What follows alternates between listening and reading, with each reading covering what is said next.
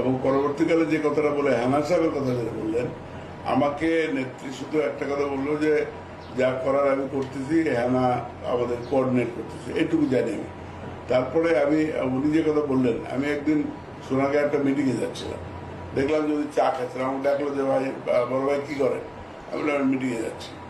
তখন আমাকে বললো যে এরকম ব্যাপার, উনি যে কথাটা বলে নাই যে আমার কাছে শুনেছে যে হেনার সঙ্গে আলাপ করেন, উনি বলছেন যে এরকম হেনার সঙ্গে যোগাযোগ করতে বলছে, নেত্রী আপনার কিছু বলে নাই, হ্যাঁ বলছে, তাহলে আপনি হেনার সঙ্গে যোগাযোগ করেন, এইটুকু ঘটনা। এবং এইটা পরিকল্পনাটা যেটা ওই যে কালকে যে কথাটা আমি বলেছি যে আমাদের আন্দোলনের একটা মুখ ছিল এবং মুখের পিছনে একটা সরকার পদত্যাগ করুক, সরকার পরিবর্তন হোক, এর একটা পরিকল্পনা ছিল। সেই পরিকল্পনাটা আমার জানা ছিল না, এটা কোঅর্ডিনেট করেছে শেখ হাসিনা, যেটা উনি ওনার কথা আপনারা পেলেন।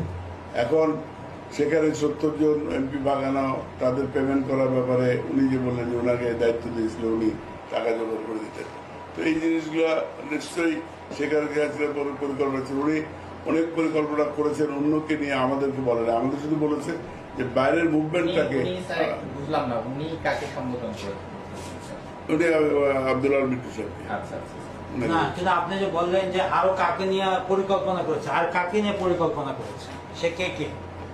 না, আব্দুল আল মিন্টু তো বললো না, এটা তো হেনা সাহেব, কিন্তু আপনি বললেন নেত্রী অন্যদেরকে নিয়ে পরিকল্পনা করেছে, যেটা আপনি জানেন না। এই যে ফিনান্সের ব্যাপারগুলো সেগুলো আমি জানি না। এটা আপনি কে জানতো? এটা শেখ হাসিনা করেছেন, উনি ডিল করেছেন। শেখ হাসিনা কি একা একা করেছেন? কাউকে নিশ্চয় নিয়ে করেছেন। উনি পার্টির কাউকে রাখে নাই, উনি নিজে ইনাদেরকে, আব্দুল আল মিন্টু সিন্টু, তারপরে আরো যারা যারা আছে, বলেন না আমাদেরকে। আমি অত ডিটেলস জানি না। আব্দুল আল মিন্টুকে ওনার সঙ্গে আলাপ করছে, তারপরে আরো এনজিওর ওই যে কি নাম, ওই প্রশিকার এনজিওর সঙ্গে ডিল করেছে। আমি কালকে বলেছি সাবের হোসেন ডিল করেছে, সে মানুষ সাপ্লাই দিবে। এবং এই জিনিসগুলো শেখ হাসিনা নামগুলি আমি জিজ্ঞেস করছি আপনাকে, স্পষ্ট করে বলেন। সব নাম তো আমার জানা নাই, কটা জানেন সেটা বলেন। আমি এই যে বললাম যে আমরাই বলে দিলাম আপনাকে, আমি কিন্তু ইয়ের কথা, প্রশিকার কথা আমি বলেছি, আমি বলেছি প্রশিকার কথা। তারপর সাবের হোসেন এটা ডিল করেছে। আচ্ছা, তারপর এবং এটা নিয়ে হানিফের সঙ্গে এটা নিয়ে ভুল বুঝাবুঝি হয়েছে যে পার্টিকে বাদ দিয়ে প্রশিকাকে নিয়ে মুভমেন্টে এভাবে ফাইনাল কালমিনেশনে যাওয়ার পরিকল্পনা, এটা ঠিক আছে সাবের হোসেন করুক। এটা নিয়ে সাবেরের সঙ্গে আপনার হানিফের এটা নিয়ে, মেয়র হানিফের এটা নিয়ে দ্বন্দ্ব হয়েছে। মেয়র হানিফ মানে সে তো পার্টির প্রেসিডেন্ট। আর কে ছিল?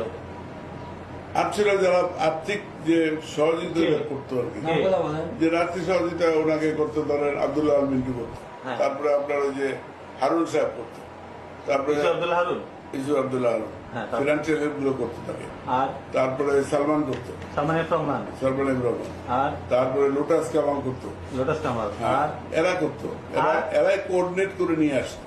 আচ্ছা, নিয়ে শেখ হাসিনার কাছে এই ফান্ডগুলো দিত। শেখ হাসিনা এই ফান্ডগুলো, যেটা উনিও বললেন, কনফার্ম করলেন যে শেখ হাসিনা এটা নিজেই খরচ করতো এবং এখানে জোগাড় করে দেওয়ার দায়িত্ব তাদের, আর খরচ করতে উনি। স্যার, এখানে কি যমুনা গ্রুপের চেয়ারম্যান বাবুল সাহেব কি ছিল স্যার? বাবুল এই অর্গানাইজ করার মধ্যে ছিল বলে আমার মনে হয়। বাবুলের এলডিবিতে পরে আসলো। এলডিবিতে সে অ্যাকচুয়ালি বাবুল নবাবগঞ্জে নমিনেশন চেয়েছিল, তো নবাবগঞ্জে আমাদের নমিনেশনটা আমরা তাকে দিতে পারবো না বলে নেত্রী বলে দিয়েছে যে আমি দিতে পারবো। তখন সে বলেছে যে আমি 30 কোটি টাকা দেবো আমাকে নমিনেশন দিলে। নেত্রী বলেছে না, আমি দিতে পারবো না, কারণ ওখানে গতবার জায়গা দিতে সে অল্প ভোটে ফেল করেছে, তাকে দিতে হবে। তখন যমুনার বাবুল যায় এলডিবিতে জয়েন করে। এলডিবিতে থেকে নমিনেশনের জন্য আমাদের জোটের, মহাজোটের সেই নমিনেশন প্রক্রিয়ায় যমুনার বাবুলের নামটা আসে, কিন্তু এটা আমরা অ্যাকসেপ্ট করতে পারি না, কারণ নূর আলীকে বাদ দিয়ে আর বাবুলকে দিতে নেত্রী রাজি হয়নি। নূর আলী ম্যাডাম টাকা দিত, নূর আলী নিশ্চয়ই টাকা দিত। স্যার, একটু আমি আসার আগে বোধহয় আপনি স্যারের সাথে কথা বলতেছিলেন একটা ব্যাপারে, যে এই জিনিসগুলো মানে এই যে প্রশিকার লোকজনকে ঢাকায় মুভ করা, এমপিদেরকে ম্যানেজ করা, এটা আপনার না, মানে আপনি এটা লোকজনকে এঙ্গেজ করেন নাই, না you are engage by your leader, ji. মানে শেখ হাসিনা কর্তৃক। জি। আচ্ছা স্যার, আমি আরেকটা জিনিস জানতে চাচ্ছি স্যার, ওই আপনি বলতেছিলেন যে ওই এই যে নীল নকশার বাজেটের অর্থের যোগানে কি শিকদার হসপিটালের কেউ ছিল, সম্পৃক্ত ছিল? সিদ্ধার হসপিটালের যে মালিক, জি স্যার, উনিও ফিনান্স করতো। উনিও ফিনান্স, জি, ফিনান্স করতো শিকদার সাহেব না, সিদ্ধার সাহেব। জয়নুল হক শিকদার। আচ্ছা, এই যে আপনি বললেন এত যে ফাইন্যান্স করতো, এগুলা হিসাব কার কাছে আছে? হিসাব উনি এগুলো হিসাব কাউকে দিত না, আমরা জানি না। উনি নিজে খরচ করতেন, নিজে নিতেন, নিজে ডিস্ট্রিবিউট করতেন। তা আপনি ওনাকে বলেন নাই যে নেত্রী, এটা তো একটা অপরাধ, সরকার যে কোনো একটা অর্থের একটা অ্যাকাউন্টেবিলিটি থাকা উচিত, অ্যাকাউন্টেবিলিটি না থাকলে সেখানে দুর্নীতি আসতে পারে, স্বচ্ছতার একটা সমস্যা হতে পারে। আমরা তাকে এইটুকু বলেছি যে যেটাই যে টাকাটা আসছে, এটা এগুলো কোথার থেকে আসছে এটা আমাদের একটু জানলে ভালো হয়। উনি আচ্ছা। বললেন যে এটা আপনাদের জানা দরকার নেই। উনি পরিষ্কার বলছেন এটা আপনাদের জানা দরকার নেই, ধর আমি চালাই, আমাকে চালাতে যান। এই টাকা তো উনি, আমরা শুনেছি যে আমেরিকাও অনেক পাচার করেছে, এই ব্যাপারে আপনার মন্তব্য কি? আমি যারা করতে পারে, মানুষের প্রয়োজনে মানুষ করতে পারে, এটা আমি জানি না। যেটা জানি না আমি কনফার্ম তো বলতে পারবো না। আচ্ছা স্যার, ওনার ছেলে শুনেছি খুব বড় একটা বিজনেসম্যান, আচ্ছা, ওই নেত্রীর ছেলে। জয় জয়। হ্যাঁ, জয়। এটা কিভাবে উনি এত বড় একটা বিজনেসম্যান হইলো, কিংবা এটা সম্পর্কে স্যার আপনার ধারণা? জয় বিজনেসম্যান কিনা আমরা জয় জানি, জয় একটা কম্পিউটার ফার্মে চাকরি করে। এটা সে কম্পিউটার ইঞ্জিনিয়ার হিসেবে চাকরি করে এবং ওখানে স্যার, আপনি বোধহয় বিদেশি পত্র পত্রিকায় দেখেছেন স্যার। হ্যাঁ দেখেছি। হ্যাঁ, তো জানতে এবং জয় এই লোকাল ওখানকার যে আওয়ামী লীগের লিডারশিপ যারা আছে তাদের সঙ্গে মিলে দলের পক্ষে বিভিন্ন জায়গায় লবি করত এবং এখান থেকে যদি কোনো ডেপুটেশন যেত ওই ওয়াশিংটনে কথা বলার জন্য, সেই টিমে জয় অন্তর্ভুক্ত হতো। আচ্ছা স্যার। সে যেত। এইভাবে তার ইম্পর্টেন্সটা দেওয়া হয়েছিল এবং পরবর্তীকালে জয় অ্যাকচুয়ালি ইনিশিয়ালি পলিটিক্সে কোনো ইনভলভমেন্ট ছিল না। এই লাস্টে যখন উনি ও আসলো ঢাকায় তার ভাই বিয়ে করার পরে, তখন তাকে এটা যে রিসিপশনটা ছিল, এই রিসিপশনের মাধ্যমে তাকে পলিটিক্যালি অ্যাম্বিশিয়াস করে ফেলা হলো এবং তখন তাকে নিয়ে বিভিন্ন জায়গায় ঘোরা শুরু হলো, অর্গানাইজেশনগুলো তাকে নিয়ে সভা সমাবেশ করলো।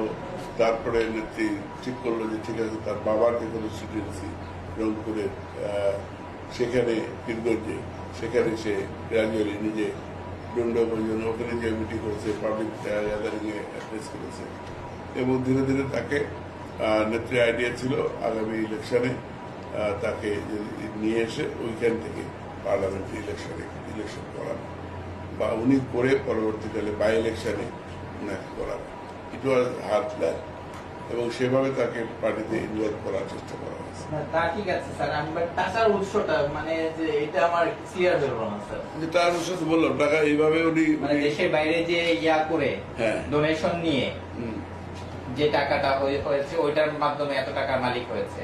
So sir, this money is I think the property of Awami League, property of- personal কোনো প্রপার্টি হওয়ার কথা না, তাই না স্যার? জি, আচ্ছা, এটা But- প্রপার্টি বাবা বাট হওয়া উচিত। স্যার, উনি একটা অ্যাওয়ার্ডও পেয়েছেন বোধহয় স্যার, আপনি জানেন বোধহয়। হ্যাঁ স্যার। সিআইবি জি স্যার। তাই হ্যাঁ, সিআইবি কবে হলো? ঠিক আছে। ব্যাপারে দেখেছি আমরা। আচ্ছা, আমি বিদেশি পত্রিকা দেখেছি। জি। যেটা হোক স্যার, আই থিঙ্ক যেটা যে সত্যি যদি সে এত টাকার মালিক হয়ে থাকে, ঠিক আছে, that money is for the Bangladesh Awami League. আর সেটা যদি সেই টাকা It should not count personal ওইখানে যে account. টাকা উঠছে সেই টাকাটা যদি উঠে থাকে বা সেই টাকাটা যদি থাকে সেটা তার মালিকানা এই দেওয়া যে উচিত স্যার না। আপনি বললেন, তারপর ওই যে আরেকজন কে জানি আসলো, মিন্টু সাহেব, ঠিক আছে, আপনার সাথে বসে বললেন যে উনি আপনার স্যার ওই যে টাকা পয়সা দিয়েছেন বিভিন্ন সময়, এটার কোনো চেক এন্ড ব্যালেন্স ছিল না। না। প্লাস এই যে আপনি যেটা বললেন দেশের বাইরে অনেক ডোনেশন উঠে, ওইটারও কোনো চেক এন্ড ব্যালেন্স থাকে না। থাকে না। এটা সম্পর্কে আপনার কি হওয়া উচিত মনে হয়? অ্যাকাউন্টেবিলিটি থাকা উচিত। দলের নামে যদি টাকা আসে সেটা অ্যাকাউন্টেবিলিটি থাকা উচিত। দলের নামে টাকা তুলবো আর নিজে ব্যক্তির নামে ব্যবহার করবো, এটা নীতি বিরুদ্ধ বলে আমি ব্যক্তিগতভাবে মনে করি। আচ্ছা স্যার, 30 এপ্রিলের মাঝে সরকার পতন কিংবা দেশ অচল, ঠিক আছে স্যার? আমি কিন্তু এতদিন সোফার আমার একটা ধারণা ছিল যে যে স্যার আপনি একটা মুখ ফসকে বোধহয় একটা কথা বলে ফেলেছেন, ঠিক আছে? যেটাই হোক, আমাদের কাছে এখন অনেক যথেষ্ট, আপনি একজনের মুখ থেকে শুনলেনই স্যার, এরকম অনেকেই আছে লিখিত ভাবে বিভিন্ন করেছে স্যার। এখন কথা হলো স্যার, আপনার ওইখানে দায়িত্বটা কি ছিল? আমার দায়িত্বটা ছিল to organise the party, to mobilise movement, এটাই আমার দায়িত্ব ছিল। আচ্ছা আর ফিনান্স বা এই যে এমপি কেনা বেচা করা, এগুলো আমার সঙ্গে কোনো ডিসকাস হয় না, এটা উনি নিজে করেছেন। শেখ হাসিনা নিজে উনি করেছে। শেখ হাসিনা নিজে করেছেন, যেটা আব্দুল মিন্টু সাহেব বলে গেল আচ্ছা যে উনি নিজে করেছেন। আচ্ছা স্যার, আরেকটা জিনিস, ওইখানে কার কি দায়িত্ব ছিল এটা আমি একটু জানতে চাচ্ছিলাম স্যার। আপনার দায়িত্বটা তো জানলাম স্যার, আর বাকি কাকে কি দায়িত্বটা দিয়েছে স্যার?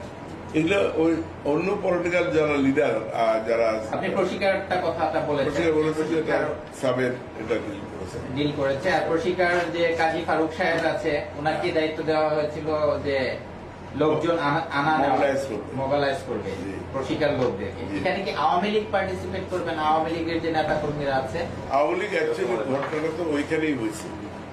তো প্রশিকারকে দায়িত্ব দিল এবং আওয়ামী লীগকে বলা হলো তোমরা তাদের শুধু সুপারভাইজ করবা, তাদের পার্টিসিপেশনের কথা বলা হলো। যে আমি কালকে যেটা বলেছি, 2 দিন আগে ঢাকা মহানগরীর নেতৃত্ব ডেকে যেটা ব্রিফ করা হলো, এই ব্রিফতে ওনারা অসন্তুষ্ট হলো। ওনারা বললো যে প্রশিকারকে দিয়ে যদি সাবের আন্দোলন করতে চায়, ঠিক আছে আমরা নন কল করে, এটা হানিফা বললো, মায়া বললো। পরে হলো কি, ঢাকা সিটির যে অর্গানাইজেশনাল মোবিলাইজেশন সেটা হলো না এবং প্রশিকাও ফেল করলো, তারপরে মুভমেন্টটাও এখানেই ফেল করে গেল। স্যার আপনার কি মনে হয় এই যে প্ল্যানিংটা যে ছিল, জি। প্ল্যানিংটাতে কোথায় সবচেয়ে বড় ভুল ছিল? হোয়াট ওয়াজ দা, মানে যেটা রং পার্ট, সবচেয়ে বেশি মানে একটা ভুল ছিল, বড় ধরনের ভুল ছিল, এটা কোনটা ছিল? এটা বড় ধরনের একটা ভুল ছিল যে পার্টিকে ইনভলভ না করা আচ্ছা লেটার পার্টে, এটা একটা ভুল ছিল। আর উনি যে কথাগুলো যেটা ওই টাকা দিয়ে এমপি কেনা বেচা করা, এটা আমার মনে হয় যে উনি আরো 2-1জনকে ইনভলভ করলে, পার্লামেন্টে যারা আছে তাদের ইনভলভ করলে জিনিসটা হয়তো কিছু কার্যকর হতো। এককভাবে উনি ডিল করেছেন, এককভাবেই এটা করতে গিয়ে এটার কোঅর্ডিনেশনটা হয়নি। আচ্ছা। এখন স্যার এরকম যে একটু মনে হলো যে অনেককে এখানে বাদ দিয়ে কাজটা করতে চাইছে, হ্যাঁ। কিংবা যে আওয়ামী লীগের যে পলিটিক্যাল লিডার যারা আছে সবাইকে জিনিসটা জানাইতে চায় না, এটার কারণটা কি স্যার? আপনার কি মনে হয়? এটা আমি মনে করি যে এটা জানাতে চায় না। একদিকে হলো যে ওনার ক্রেডিটটা একটা যদি সফল হয় ক্রেডিট হবে, আরটা হলো যে যদি জানায় যদি এটা লিক আউট হয়ে যায় তো আগেই এটা নষ্ট হয়ে যাবে। এই দুটা কারণ হতে পারে। আচ্ছা, হেনা সাহেবের সাথে ইয়াটা কিভাবে হইলো, ডিলিংসটা কিভাবে হইলো, এটা একটু সম্পর্কে যদি স্যার বলেন। এটা বলতে পারবো না। হেনা সাহেবের সঙ্গে নেত্রীর অ্যাকচুয়ালি হেনা আমাদের এক সময় নমিনি ছিল। আচ্ছা স্যার। তার পরবর্তীকালে সে বিএনপিতে যায়। আচ্ছা বিএনপি যাওয়ার পরে এমপি হওয়ার পরে তারপরে ওই হেনা সাহেবের ওইখানে কিছু অসন্তুষ্টির কারণে হেনা সাহেব এদিক ওদিক চেষ্টা করতেছিল যাওয়া বা তার অসন্তুষ্টটাকে বহিঃপ্রকাশ ঘটানোর জন্য সে চেষ্টা করতেছিল। এই সুবাদেই নেত্রীর সঙ্গে তার যোগাযোগ হয় এবং নেত্রীর সঙ্গে যোগাযোগ হয়, পার্সোনাল লেভেলে যোগাযোগ করে তখন তার সঙ্গে যে কথাটা বললো আব্দুল্লাহ সেই কথাগুলো কার্যকর করার চেষ্টা করে। এর সঙ্গে থার্ড কোনো ফোর্স বা থার্ড কোনো ব্যক্তি এর সঙ্গে সম্পৃক্ত হলে আমার মনে হয় যে এটাকে আরো বেশি বিস্তৃত করতে পারে। তাকে না করার কারণে এই এককভাবে ওখানে গিয়ে এটা ব্লক করে গেছে। আচ্ছা স্যার, এই ইয়া সাহেব যে আছে, সে আব্দুল্লাহ মিন্টু সাহেব বলতেছে যে এখানে মানে সবচেয়ে বেশি অ্যাক্টিভ ছিল স্যার, মানে এখানে কন্ট্রিবিউশন ছিল সবচেয়ে বেশি হচ্ছে স্যার আবু হেনা সাহেবের, আপনার, এবং এটা বলতেছিল হ্যাঁ, মেইনলি এই দুইজন। বাট আপনার কি মনে হয় স্যার, মেইন মানে সবচেয়ে বেশি কন্ট্রিবিউশন ছিল এই প্ল্যানটাকে বাস্তবায়ন করার জন্য কার? না, অ্যাকচুয়ালি লাস্ট মুহূর্তে প্ল্যানটা বাস্তবায়ন করার জন্য আমাকে পলিটিক্যাল সাইড মোবিলাইজেশনের কথা বলা হয়েছে, প্রোগ্রামগুলো বলতে বলা হয়েছে, আমি বলেছি। কিন্তু লাস্ট যেদিন মোবিলাইজেশনের যে কথাটা হলো, সেটা হলো এটাকে আমাকে অ্যাভয়েড করে সাবেরকে দিয়ে আপনার প্রশিকার সঙ্গে আন্ডারস্ট্যান্ডিংটা করা হয়েছে।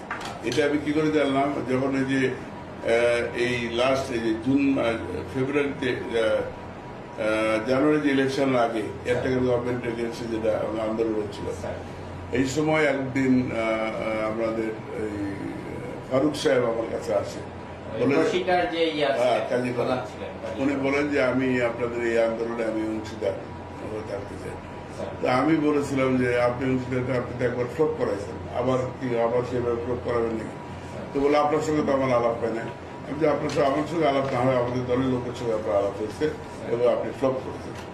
এটা এই সে তো বলেছে আপনার সাথে আলাপ হয় না, তখন আপনি জিজ্ঞেস করেন নাই যে আপনার কার সাথে আলাপ হয়েছে? আমি তো জানি আলাপ হয়েছে সাবেরের সঙ্গে, আমি সেটা বলেছি তাকে যে সাবেরের সঙ্গে তো আপনি আলাপ করে এটা করেছেন, আমাদেরকে অ্যাভয়েড করে, সে তো ফ্লপ করেছেন। আবার কি ওরকম কথা বলে আপনার সেই বিশ্বাসে আপনি এমনি আন্দোলনে শরিক করতে চাচ্ছেন, আন্দোলনের শরিক হন, কিন্তু আপনার উপর ডিপেন্ডেন্ট হয়ে কোনো প্রোগ্রাম কর্মসূচি আমরা নেব। আচ্ছা, এই যে বিএনপির কিছু স্যার এমপি যারা একটু ক্ষুব্ধ ছিল বিএনপির প্রতি কিংবা তারেক সাহেবের প্রতি কিংবা খালেদা জিয়ার প্রতি, তারাই মেনলি শেখ হাসিনা তথা আপনাদের সারিয়া ছিল, টার্গেট ছিল। এখন এরা কেন ক্ষুব্ধ ছিল আপনার কি মনে হয় স্যার? আব্দুল আওয়াল মিন্টু সাহেব একটা কথা বলেছে, যেরকম যে তারেক জিয়া সাহেবকে খালেদা জিয়া উনি একটা ব্যাপক ক্ষমতা দিয়ে দিয়েছিলেন, যার ফলে সে দরাগে সরাগেন করা শুরু করছিল, সিনিয়রিটি জুনিয়রিটি কোনো কিছু মানত না। হ্যাঁ, যার ফলে যে টেন্সটা চলে আসছিল এতদিন, যে আমাদের রাজনৈতিক নেতারা দেখা যেত বিভিন্ন সময় দুর্নীতি করতো, এটা সেটা করতো, হ্যাঁ, কিংবা কিছু ফেসিলিটি নিতে চাইতো, ওইখানে যা দেখা যেত যে তারেক জিয়া সাহেব কিংবা মামুন সাহেব যা ভাগ বসাইতো। এগুলো পারে নাই কারণে কি তারা ক্ষুব্ধ হয়ে আপনাদের সাথে মানে তাল মিলাইতে? তারা অ্যাকচুয়ালি আবার আমি যেটা মনে করি, তারা নেগলেক্টেড ফিল করেছে। যারা এখানে হেনা সাহেব তিনি কিন্তু এনবিআর এর মেম্বার ছিলেন, কাস্টমসের এনবিআর এর মেম্বার ছিলেন এবং বড় অফিসার ছিলেন। তো তিনি স্বভাবতভাবে উনি আশা করেছিলেন যে তাকে একটা কোনো মিনিস্ট্রিয়াল দায়িত্ব দেওয়া হবে, কিন্তু সেটার থেকে সে বঞ্চিত হয়েছে।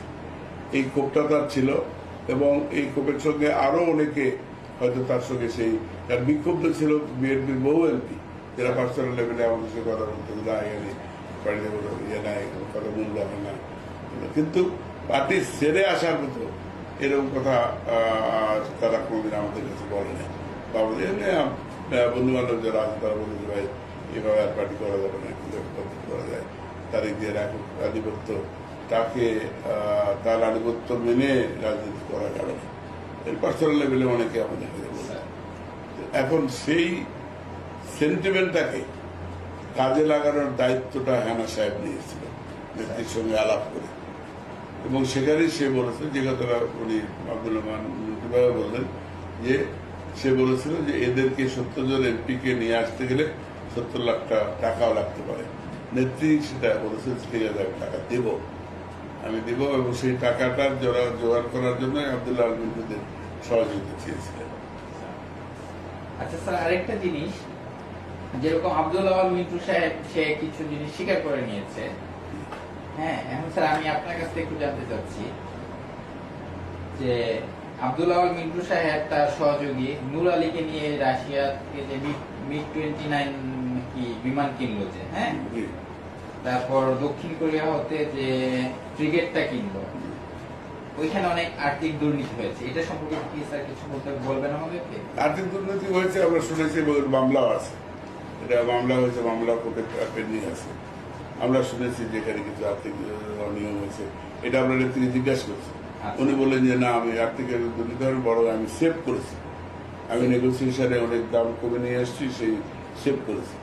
এটা উনি আমাদের বলেছিলেন যে যে নেগোসিয়েশনে যে দামে ছিল টেন্ডারটা, সেটার নেগোসিয়েশনে আমি দাম কমাইছি। এটা উনি আমাদের বলেছিলেন। এবং এই কেনার বেচার মধ্যে সঙ্গে ব্যবসায়ীর এই সম্পর্কে নুর আলী, আব্দুল আলমিন, এরা জড়িত ছিল। আমাদের এগুলোর ব্যাপারে তো আমাদের সঙ্গে কোনো আলাপ আলোচনা নেই। রাষ্ট্রীয়ভাবে এই জিনিসগুলো প্রাইম মিনিস্টার ট্রায়াল উনি করেছেন, সেখানে এরা টেন্ডার দিচ্ছে, এরা নেগোসিয়েট করেছে, তাদের সঙ্গে তার সেই বিলগুলো হয়েছে। এতে আমাদের কোনো সময় সম্পৃক্ত করেনি। আর স্যার আপনি আমার যেটা মনে হয় যে মিঠু সাহেব যেটাই বলুক যে স্যার, যে এই যে সরকার পতনের যে নীল নকশাটা ছিল স্যার, এখানে 3টা গ্রুপ ছিল।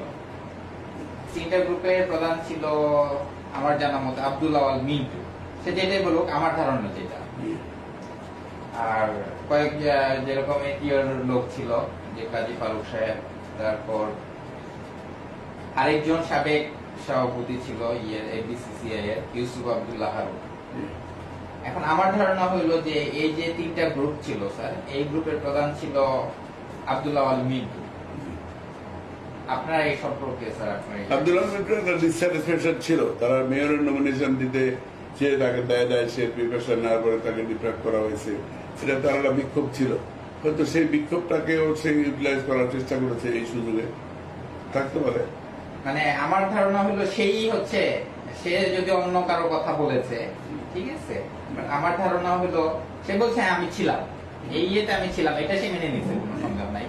বাট আমার ধারণা হচ্ছে এই 3টা গ্রুপের প্রধানই ছিল সে। থাকতে পারে। টাকা পয়সা তো লাগবে, তার সেই টাকা পয়সা জোগাড়ের সেই মালিক। টাকা পয়সা সবকিছু অর্গানাইজ করতো। এই যে এই ইয়াটা প্ল্যানিংটা সাকসেসফুল করার জন্য কেমন টাকার ইয়া করা হয়েছিল স্যার? আমি যেটা বললাম যে আমি এই লেভেলটা আমার সঙ্গে এখন আলাপ হয়নি। আমাকে সাবেক সাহেব এটার সাথে ইয়া ছিল, সাবেক সাহেব ছিল, নেতৃত্ব ছিল, তারা জানে। কিন্তু আমাকে এর মধ্যে আমাকে শুধু ফিল্ডে আমার শুধু এই কথাগুলো ছেড়ে দেওয়া বা মবিলাইজ করা বা পলিটিক্যাল মুভমেন্টের ডাক দেওয়া, এইগুলো আমার দায়িত্ব ছিল। যেভাবে উনি বলতেন যে এটা এইভাবে বলেন, এইভাবে বলেন, এইভাবে বলেন, সেভাবে আমরা বলতাম। আমি পানি খেতে পারি। হ্যাঁ স্যার, আমি